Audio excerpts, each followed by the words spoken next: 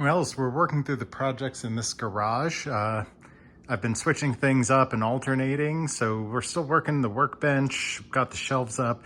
I figured I'd take some time and drill some holes in the ceiling, get some new lights installed.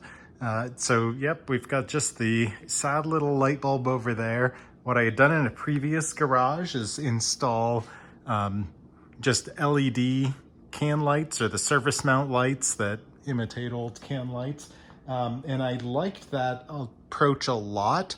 The only thing is I wanted less of a warm temperature. So I have these Halo 4-inch lights that are 5,000 Kelvin. So that should be a nice warmer temp, that should be a nice cooler light, kind of provide more of a shop feel and make things nice and bright. Also, as a proof of concept, I got these LED lights. My plan is to string those along all the way around. I have just a couple of them up, and I'll go ahead and show you. They definitely brighten up the place. I think once I get them all the way around, it's going to work well, especially when we have the center lights here and I can turn them on and off as desired. I think between the overhead lights and those, that's going to be plenty of illumination. So what I had done in the past, and what I honestly had planned to do, is put these new construction boxes in, and these are designed to go like this up against a joist. Turns out when I go up there, the joists run this way as opposed to across. I could put braces in between, similar to what I did with the vent fan, and to mount the lights. But these lights are so lightweight, it doesn't make sense to put in a whole bunch of cross bracing just to attach a tiny surface mount light to it. So just because I'm hanging something so lightweight, I'm going with these old work boxes. They've got the little fins here that will flip out and latch onto the backside of the drywall. All of this said, I am not an electrician. This is not a how-to video. Please, if you aren't comfortable doing this or haven't done it before, this should not be your guide on how to do this. Find an actual electrician, pay him a few bucks, he's worth it, and don't electrocute yourself. Okay, I tested the 15 amp garage breaker, and hey, what do you know, turned off the outlets and the lights.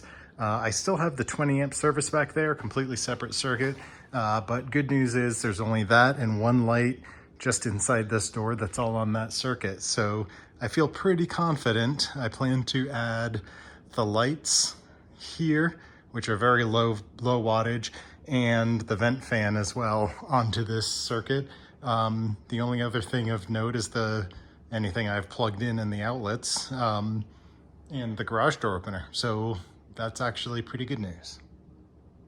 Okay, you probably won't be able to see this, but I wanted the lights basically centered up in the middle of this area between the two shelves.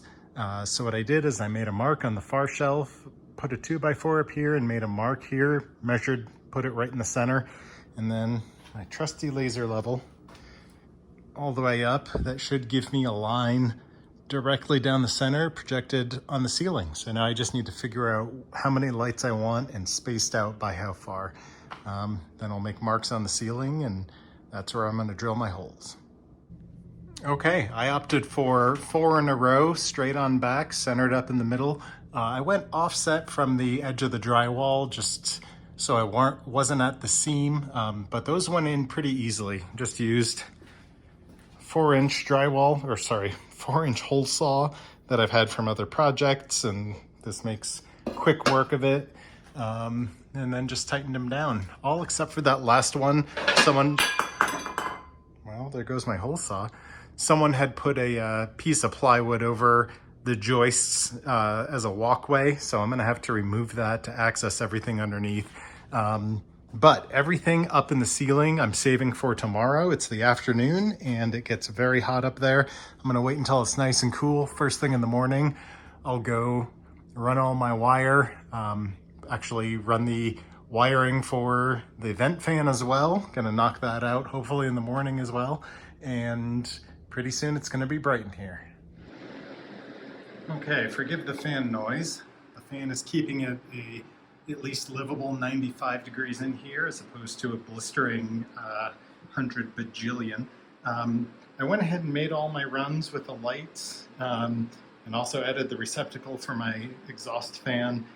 Before I actually staple anything down and button it up, I'm going to finish wiring the lights downstairs and test everything. Last thing I want to do is have to undo the staples and everything else. Again, I am not an electrician. If you haven't done this before, I recommend you talk to an electrician, or better yet, hire one.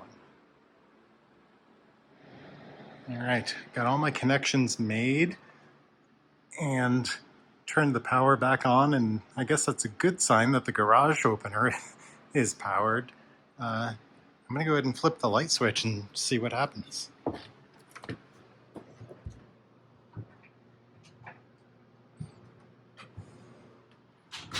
Oh, that is lovely.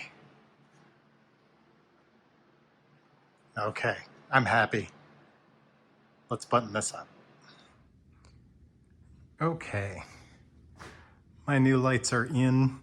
Everything's looking good. I left this one up for comparison. I'm going to basically take this down and might leave that just to illuminate this half of the garage. We'll see. But between the ceiling lights and the side lights, it's now illuminated. I can see what the heck I'm doing. I can see all of the mess here now, so I can start taking care of it. Okay, these are the lights that I used for around the edge of the shop area. I went with the 2-foot version, just so they would fit in between each of the shelves like this. And I tell you what, it is nice and illuminated in here. I'm really happy with how this turned out. I do plan to put these on just switched receptacles so I don't have to worry about fumbling with the cord, and I can string everything up and out of the way. Okay, mine is a couple more I plan to put up here. This is the end result of the lighting adventure. I got the nice overheads, I got surrounding, and it is well illuminated in here. I am really happy with how this turned out. If you are still with me, I appreciate it. Thank you so much for watching. Hopefully soon we're gonna finish off that workbench area.